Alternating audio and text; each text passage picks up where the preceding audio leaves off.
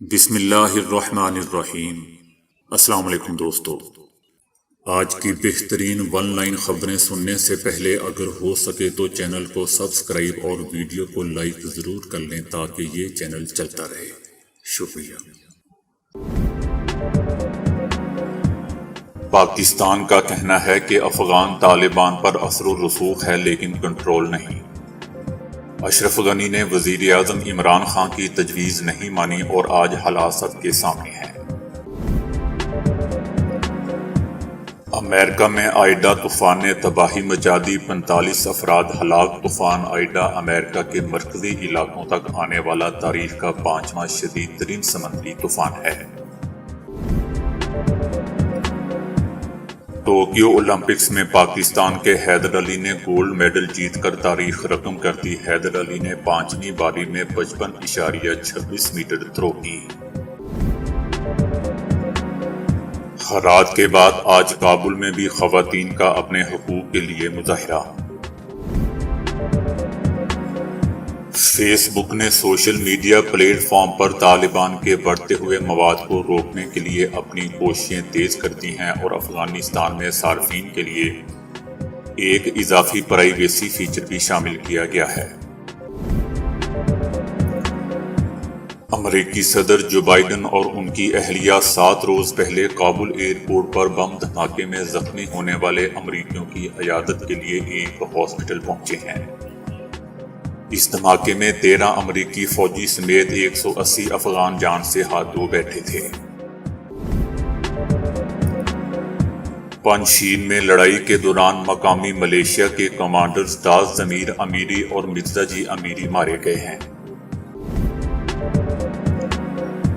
پنجشیر کے علاقوں تشتال اور دربند اور خواب میں طالبان اور مقامی ملیشیا کے درمیان شدید لڑائی جاری ہے، تاہم دونوں اطراف سے جانی نقصان اور پیش رفت کے بارے میں تفصیلی معلومات فی الحال دستیاب نہیں ہیں۔ پنجشیر گورنر کا داماد اپنے 4 کمانڈروں کے ہمراہ طالبان سے مقابلے میں مارا گیا ہے۔ طالبان پنجشیر کے پہاڑوں میں موجود ہیں اور چاروں طرف پیش قدمی جاری رکھے ہوئے ہیں۔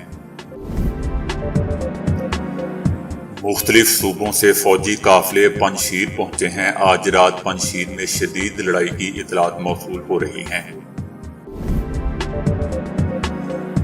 چائنا کا کہنا ہے کہ چین کابل میں اپنا سفارتخانہ برقرار رکھے گا۔ ماضی کے مقابلے میں دونوں ممالک کے تعلقات زیادہ مضبوط ہوں گے۔ چائنا انسانی امداد جاری رکھے گا، اس میں اضافہ کرے گا۔ افغانستان خطے کی سلامتی اور ترقی میں اہم کردار ادا کرے گا۔ طالبان کا کہنا ہے کہ حقانی نیٹ ورک کوئی گروپ نہیں ہے، وہ افغانستان کی اسلامی امارت کا حصہ ہیں۔ طالبان نے خبردار کیا ہے کہ بھارت طالبان مخالف پروپیگنڈے سے باز رہے۔ بھارتی میڈیا طالبان فوبیا میں مبتلا ہے، بہت زیادہ پروپیگنڈا کر رہا ہے۔ طالبان کا کہنا ہے کہ ہم کشمیر اور بھارت سمیت کہیں بھی مسلمانوں کے حق میں آواز بلند کرتے رہیں گے۔ ہم اپنی آواز بلند کریں گے کیونکہ مسلمان آپ کے شہری ہیں، آپ کے قانون کے تحت وہ برابری کے حقوق کے مستحق ہیں۔ ملا محمد عمر نے اپنے کچے گھر میں بیٹھ کر کئی سال دنیا کی سب سے بڑی سپر پاور امریکہ کا مقابلہ کیا، جسے بالآخر شکست سے دوچار ہو کر واپس جانا پڑا۔ کابل شہر میں اسکول کے سامنے بچے موجود ہیں، چہروں پر مسکراہٹ ہے، بچیاں بھی اسکول جا رہی ہیں۔ پنجشیر میں باغی کمانڈر خالد جان طالبان کے ساتھ مقابلے میں مارا گیا ہے۔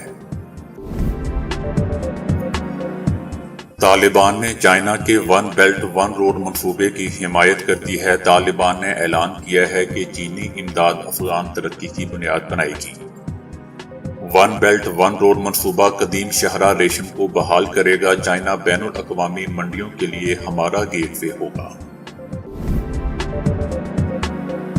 ویسٹرن یونین نے افغانستان میں رقوم کی منتقلی کی خدمات دوبارہ شروع کرنے کا اعلان کر دیا ہے۔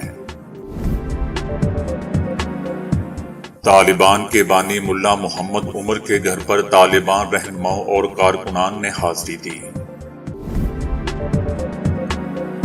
سول ایویشن افغانستان کے سربراہ نے الجزیرہ ٹی وی کو بتایا کہ ملک کے اندرون پروازیں آج سے شروع ہوں گی، لیکن غیر ملکی پروازیں شروع کرنے کے لیے کچھ وقت کی ضرورت ہے۔